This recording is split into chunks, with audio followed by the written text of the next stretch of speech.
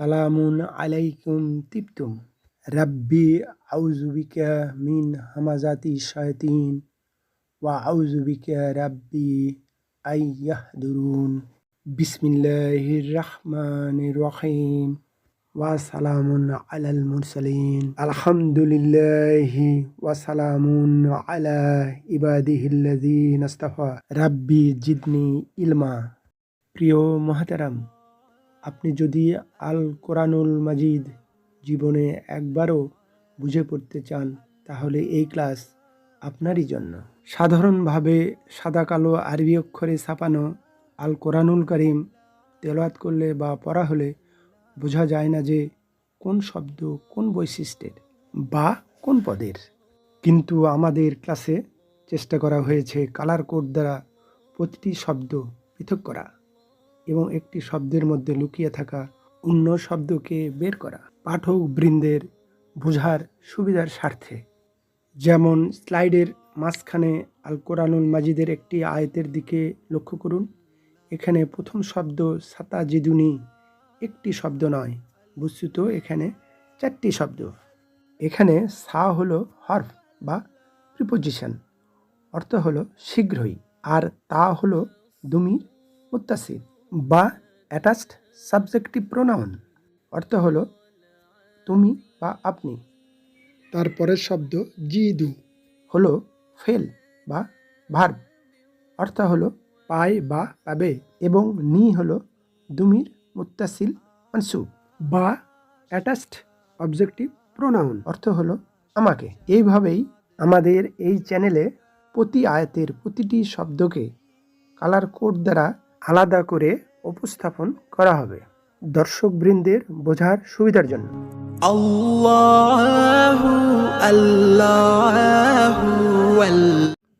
আজ শব্দে শব্দে আল কোরআনুল কারীম বুঝে পড়ার আমাদের 3 নম্বর ক্লাস। আজ আমাদের বিষয় সূরা ফাতিহার 1 নম্বর সূরার 3 নম্বর আয়াতের কিছু বিশ্লেষণ। 3 নম্বর আয়াতটির আমরা আরবি অংশটি দেখি।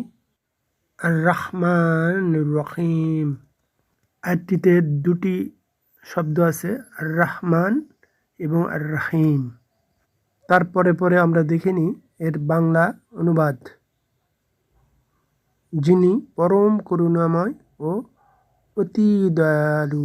এই শব্দ দুটি গভীরভাবে বুঝতে হলে আরও বিস্তৃত আমাদের জানতে হবে, অর্থাৎ এই দুটির উৎপত্তি স্থল আমাদের বের করতে হবে। আমরা দেখি এই শব্দ দুটি কোথা থেকে আসলো। আমরা কনজুগেশনের টেবিলে যাই। বস্তুত এই দুটি শব্দই রহিমা ক্রিয়া থেকে উদ্ভূত। রহিমা ইয়ারহামু, সামিয়া ইয়াসমাউ। সাবগ্রুপ সি বা সামিয়া সাবগ্রুপ থেকে এসেছে। সে দয়া করেছে বা তিনি দয়া করেছেন। আর একটি ক্রিয়া দেখি গাফারা, সে ক্ষমা করেছে। এই ক্রিয়ার ইসমু ফাইল বা সাবজেক্টিভ নাউন কি হবে? গাফির, যে ক্ষমা করে, সাধারণভাবে ক্ষমা করে। আর অধিক ক্ষমা করে তাহলে সেটা হবে গাফফার, সে অধিক ক্ষমা করে। এই যে গাফিরুন থেকে গাফফারুন হলো, এটা গাফিরুনকে এক্সটেন্ড করে নিয়ে গেছে, লম্বা করে নিয়ে দীর্ঘায়িত করা হয়েছে, অর্থাৎ এক্সট্রিম পর্যায়ে নিয়ে যাওয়া হয়েছে, অর্থাৎ যাকে এক্সটেন্ড করা হয়েছে, দীর্ঘায়িত করা হয়েছে। এটাই হলো আরবিতে মোবালাগা। এই মোবালাগার কয়েকটি গঠন রূপ আছে, যা আমরা কয়েকটি দেখি। যেমন রাজাকা, সে রিজিক দিয়েছে, এটার সাবজেক্টিভ নাউন হবে, অর্থাৎ ইসমু ফাইল হবে রাজি, যে রিজিক দেয় সাধারণ অর্থে, সাধারণভাবে। আর এটার মোবালাগা হবে রাজ্জাকুন, যে বা যিনি অধিক অধিক পরিমাণে রিজিক দেয় বা দেন। আরেকটি ফেল দেখি কিভাবে সেখান থেকে মোবালাগা হলো। আলিমা, সে জেনেছে, এটার মাদিরূপ। এটার ইসমু ফাইল বা সাবজেক্টিভ নাউন হবে আলিম, অর্থাৎ যে জানে সাধারণ অর্থে। আর এটার মোবালাগা হবে আলিম, অর্থাৎ যে অধিক পরিমাণে জানে। লক্ষ্য করুন, সাধারণ যেটা ফাইল, ইসমু ফাইল, সেটা আইনের সাথে খালি আলিফ। আর যেটা মোবালাগা সেটা লামের সাথে ইয়া আছে, এই গঠনেই হবে। যেমন আল্লাহ সুবহানাহু ওয়া তাআলা অধিক পরিমাণে জানে, আমাদের অন্তরে গোপন যা আছে, গোপন কিছু বললেও সেটা উনি জানেন। এটাই হলো আলিম। এটা মোবালাগা, এক্সট্রিম পর্যায়ে হবে, ইন্টেন্সিভ আসবে, হাইপারবল অর্থ প্রকাশ করবে। আরেকটি উদাহরণ দেখি। সামিয়া, সে শুনেছে। এটার ইসমু ফাইল হবে বা সাবজেক্টিভ নাউন হবে সাধারণ অর্থে সামিউন। এসব ইসমু ফাইল হচ্ছে নাসারা ইয়ানসুরু যে ক্রিয়ার ইসমু ফাইল হয় সেই প্যাটার্নেই হবে বা হচ্ছে। নাসির, যে সাহায্য করে, সাহায্যকারী। সাধারণ ইসমু ফাইল এই প্যাটার্নেই হবে, নাসির। এই প্যাটার্ন বা সাসে হবে।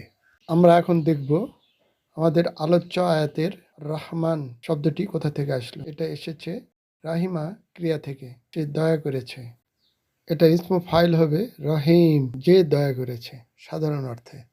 আর এটার মোবালাগা হবে রহমান, সে যে অধিক পরিমাণে দয়া করেছে বা করেছেন।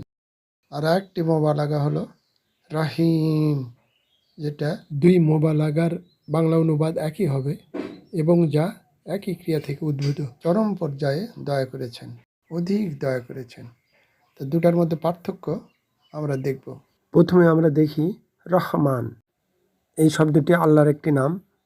এটা চরম পর্যায়ে দয়ালু, ওটা ধারণার বাইরে, আমাদের ধারণার বাইরে দয়াশীল। এবং 2 নম্বর হলো এক্ষুনি দয়াশীল, এক্ষুনি।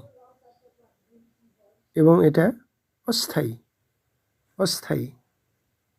যেমন কোনো অন্যায় কাজ করলে এই দয়া আমাদের উপর নাও থাকতে পারে। আবার এই দুনিয়ার মুশরিক, কাফির, মুনাফিক, ইহুদি, খ্রিস্টান সবারই উপরেই তিনি দয়াশীল, সবাই রিজিক পাচ্ছে। কিন্তু এ দয়া অস্থায়ী, শুধু এহকালের জন্য। এবং ভালো কাজ করলে সেই দয়া অধিক পরিমাণে হতে পারে।